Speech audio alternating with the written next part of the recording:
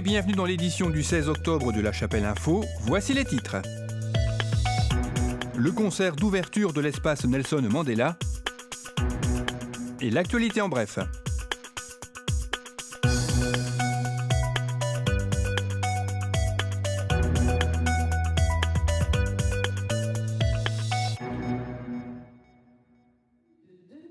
L'espace culturel Nelson Mandela affiché complet ce samedi 10 octobre pour le concert d'ouverture assuré par l'ensemble philharmonique chapellois. Sous la baguette des deux directeurs Eligio Mazo et Frédéric Clerc, les musiciens ont interprété quelques-uns des plus grands standards de la chanson française ainsi que de nombreux medleys.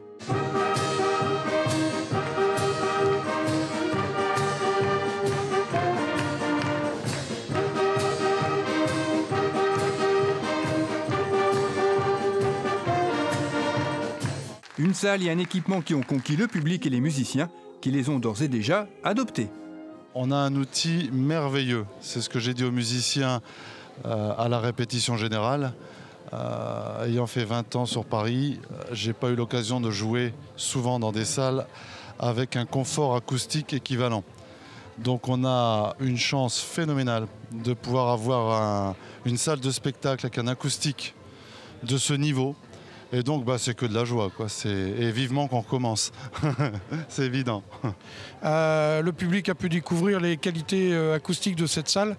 Et nous, musiciens, puisque je suis à la fois président, mais musicien avant tout, ça nous permet d'effectuer toutes les nuances. On perçoit les nuances. Je pense que le public, le ressenti que j'en ai eu également à l'entracte, nous disent que vraiment c'est perçu. Dans une salle de sport, le son se disperse. Ici, le son, il sait où il doit aller. Il est confiné, il se dirige vers le public. Et c'est vraiment un plaisir démultiplié pour nous de pouvoir jouer dans telles conditions. Je crois que vraiment, dans le secteur, on fera quand même des jaloux. Et jamais aucun musicien chapellois n'avait pensé jouer dans une telle salle avec une telle qualité acoustique dans notre carrière. Pour nous qui sommes des musiciens amateurs avant tout, on a la chance de jouer avec des qualités acoustiques professionnelles. Et c'était que du bonheur ce soir. L'acoustique est vraiment excellente.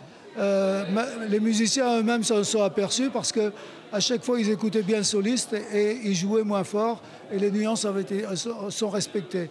Et je ne sais pas si dans la salle, le rendu est le même, mais j'étais quand même très impressionné par cette acoustique qui est formidable. Et je crois que tous les musiciens ont été contents et heureux de jouer ce soir. Et moi aussi d'ailleurs. C'était formidable. Et merci à tous les gens qui nous ont accompagnés et qui sont venus nous écouter. Dans le hall de la salle, le club philatélique chapellois présentait une exposition sur Nelson Mandela, retraçant les moments les plus importants de la vie de ce grand homme.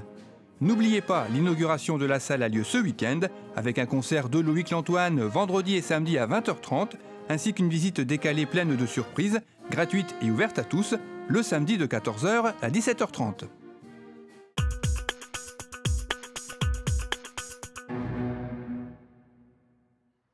L'association Vémacar au fil du temps a inauguré son nouveau local jeudi 8 octobre. Il est situé dans une des deux sacristies à l'arrière de l'église et c'est l'abbé Bruno Marie qui est à l'origine de ce projet, réalisé en collaboration avec la municipalité. Ce local a nécessité plusieurs travaux de rénovation effectués par de nombreux bénévoles de l'association qui ont été chaleureusement remerciés.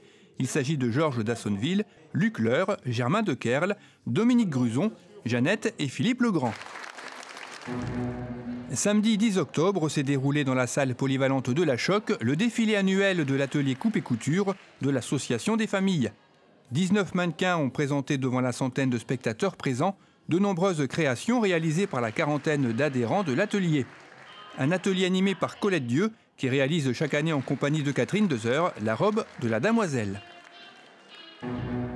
Dimanche 11 octobre avait lieu le brevet cyclo d'automne, organisé par le cyclo-club chapellois au complexe sportif. Une édition qui a vu la participation de 660 cyclistes, dont 113 VTTistes. Au programme des parcours de 15, 30, 60 et 75 km pour le cyclo-route et 25, 35 et 50 km pour les VTT. Sur le podium, on retrouve en premier le club de Wavrin, en second celui de Lambersart et en troisième celui de Bourdin. Comme lors de chaque édition, un VTT était à gagner et c'est René Van Pen, président du club de Bourdin, qui l'a remporté.